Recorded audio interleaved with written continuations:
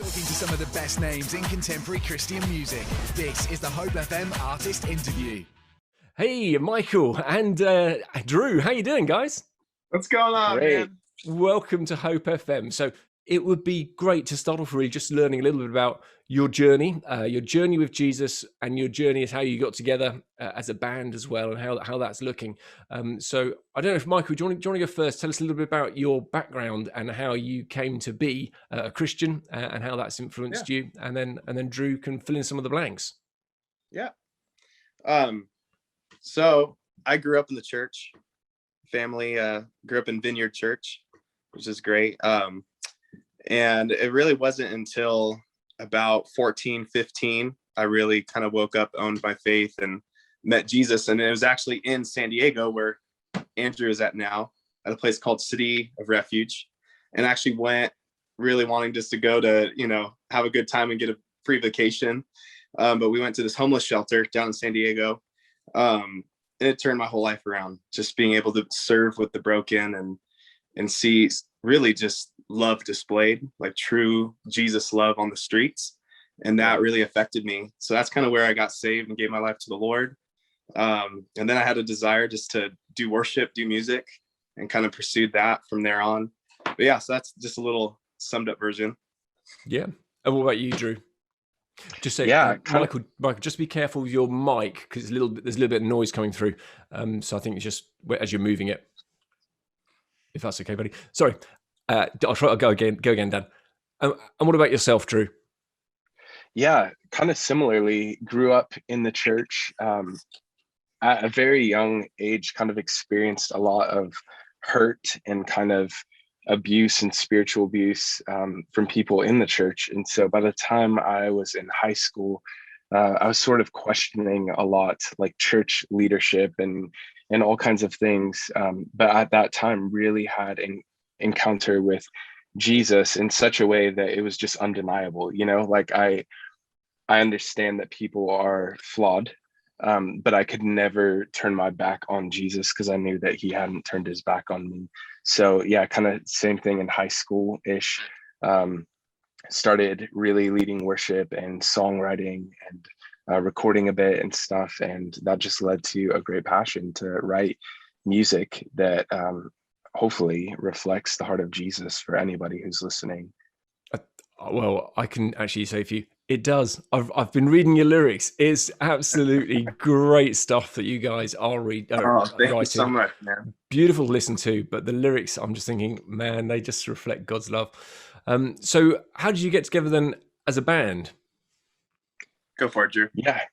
Yeah. So when I was at a church, I was a senior in high school. I was just about to graduate, and this one Tuesday evening, in came Michael Landingham, 15 years old, and one of the guys at the church was like, "You've got to hear this kid lead worship. He's got the greatest gift and anointing and voice ever." And they were right. I mean, he was such a gift to us then. And at that time, we started writing music together and playing, shows together and things. And after I had known him for a couple of months, he actually played music at our wedding. Didn't really know him that well, but it was just like, oh man, wow. I feel like this Michael guy is supposed to be involved. So how old were you when you were getting married then? 18. Fresh 18. Same age as my wife when we got married. So come on. That's awesome. It's great, mate. So okay, so you were 18 and you were 15 playing at his wedding, and that at that point you knew that there was something quite good about his skills. You started to actually then write together more seriously. On 15, you're still at we would say you're still at school. No, I think at that point I was 7, because we're a year apart, right? Year and a half. Yeah. So you were 16. Yeah, I was like 16 and a half. Okay. He was just pretending you were young. But yeah, okay. 16 and a half, 17 sort of age bracket. But the two of you clicked really well musically. You liked each other's style. You saw that there was some potential there. So did you then straight away magically out the air get a recording contract? Yeah, that would have been great. The first time we got together, we got signed. And if only things were so simple. So what happened? Platinum single right off the bat. It was crazy. Yeah, no, actually, it was quite a journey. So we had collaborated then. Michael had been working on an EP. I played some bass on it. We had written some songs, but nothing too serious. No, not at all. Until a few years later, we had a band together, never signed. We just recorded a little EP, played some local shows. And then we were on staff at the same church together, leading worship for years. And then our paths split a little bit in terms of serving at different churches and stuff. And so that kind of put a pause on writing and collaborating together. And we'll get more into it, but a huge part of our story is just hurt and loss, devastation. And so when my wife and I experienced loss about 1.5 years ago, that kind of brought us back together to, again, kind of write from this place of hurt, but bringing that to God and just saying, this is all we have, and just seeing what songs came from that. So that's really how Lion and Bear was birthed. But I will say from that point on, there was just this clear hand of God thing where everybody who was hearing the songs and looking at the process was just like, God has to be in this, because within a couple months of being a band, we signed with BEC Records, and the whole album just flowed so naturally. Working with our producer, he's like, I've never seen anything like this happen for a first record, where God's hand is just so clearly on it. And so we're just humbled to be a part of it at this point, just knowing that he has a desire to do something through it. So we're just kind of riding that wave.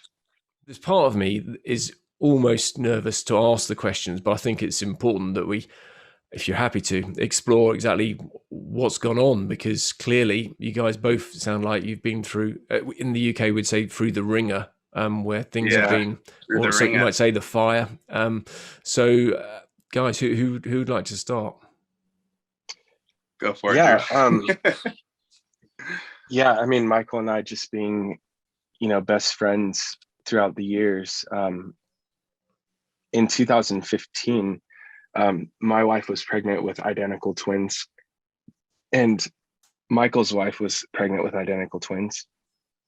And they, my girls were born, and they were born, pretty premature, 34 weeks, and in the NICU for a while. And then just a couple months later, Michael's sons were born, and they were born very premature, like 24 weeks.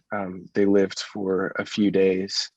And the doctors, seeming really hopeful, like they were just right on that cusp of making it or not. And that just, the turmoil that creates internally, wrestling with God and things that people say about God. And that was kind of the real, first experience with loss that our family, that Michael had gone through.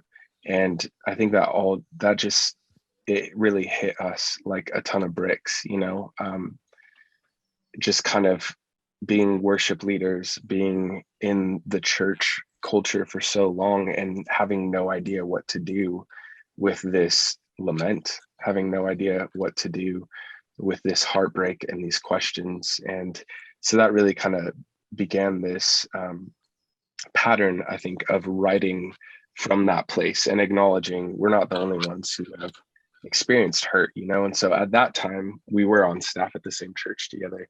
We started writing songs from that place for the church, worship songs, and they were really impactful. People connected with them because they were kind of more real and raw, just out of that season. And then fast forwarding a few years, Michael's sister, Sarah, she passed from breast cancer. And that was just another level of pain that you just can't prepare for. There's no, she's so young, and just beautiful family, and just all the questions, like watching people you love not be here anymore. It just doesn't make sense to us. And then shortly after that, I'm just kind of giving the very brief, version. There's a lot. Yeah. No, thank you, Drew. Carry on. Yeah. So then shortly after that, my wife was pregnant with our sixth child, and it was a son, named Cove, and we,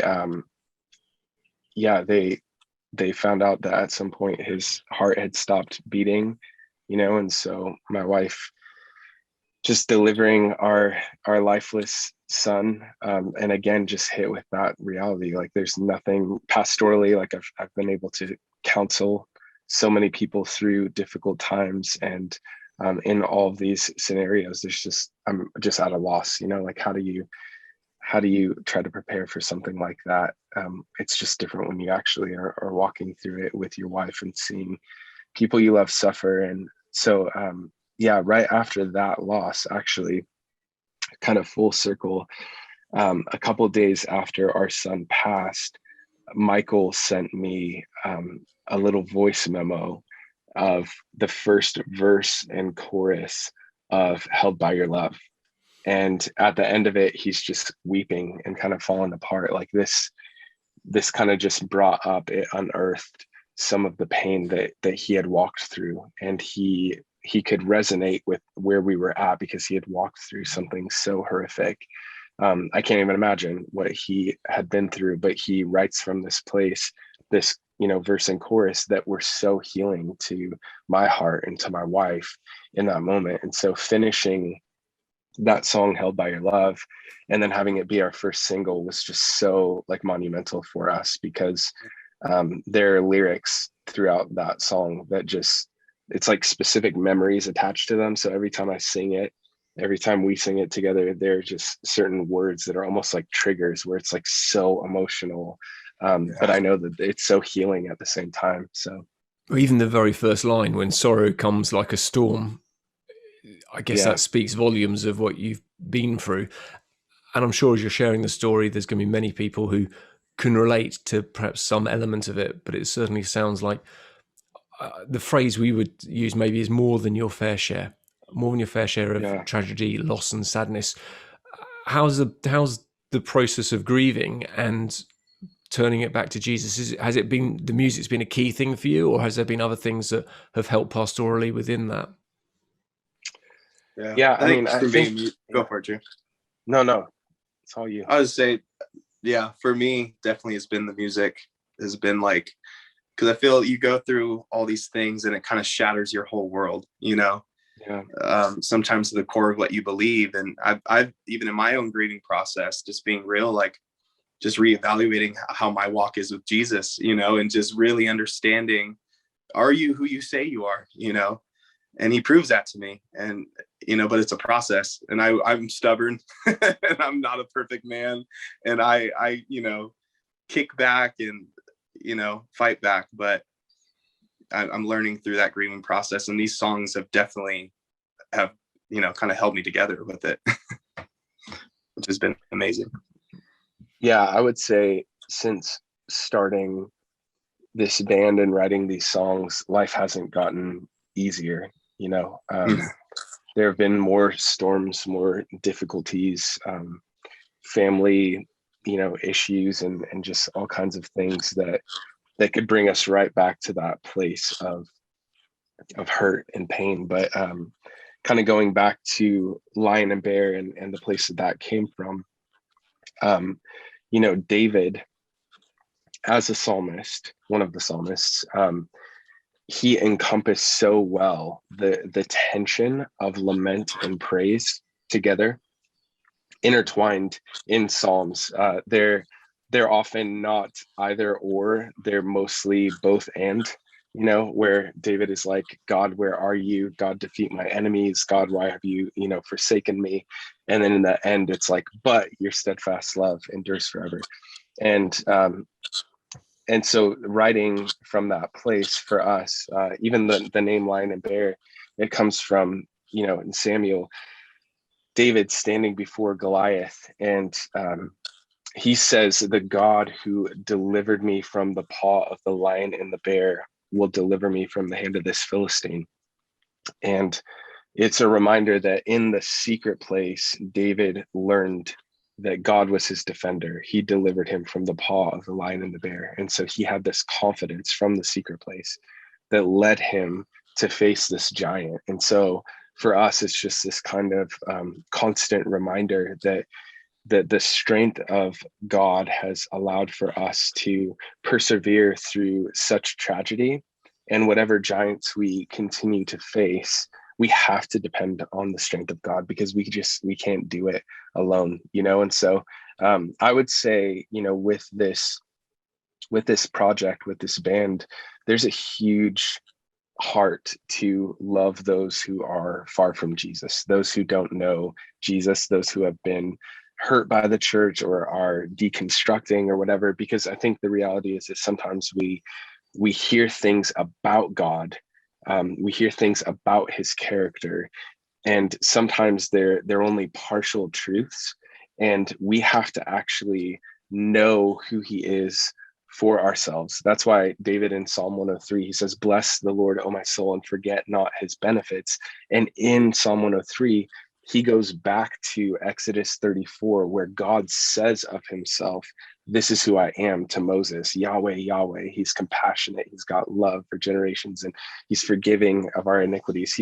So David has to go back to what God said about himself and not what others said about God, as he reminds his soul of the goodness of God. And I think that's so important for us as we write these songs, as we love people who are inside of church and outside of church, just to actually show them the heart of Jesus.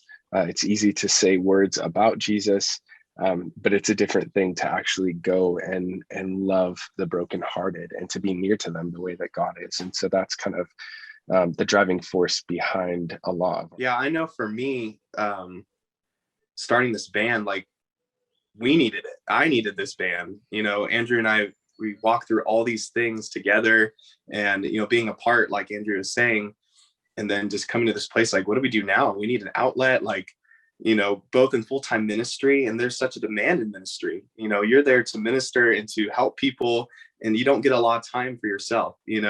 So we both were like, well, let's start this band, and started singing these raw, just everything from our hearts. So I really believe, like, first and foremost, this band was made for us. Like, God gave us this band, to I'm getting emotional already. But I know these songs, even in times where I don't really believe them, to be honest with you, there's words I sing in these songs, and I'm like, man, it challenges me, and it causes me to go, God, are you who you say you are in your word, and who people, said for you to be? I need to believe it, and kind of wrestling with God, like Jacob, like, knock my hip out, man, give me a limp. Like, I want to know, but these songs, like, even when I feel that way, I'll listen to them, and it brings me back to that moment where I, wrote it, or we wrote it together, and how just God was in the room. And I can't deny that. You've been watching The Artist Interview. For the full podcast, click the links below or visit hopefm.com/The Artist Interview.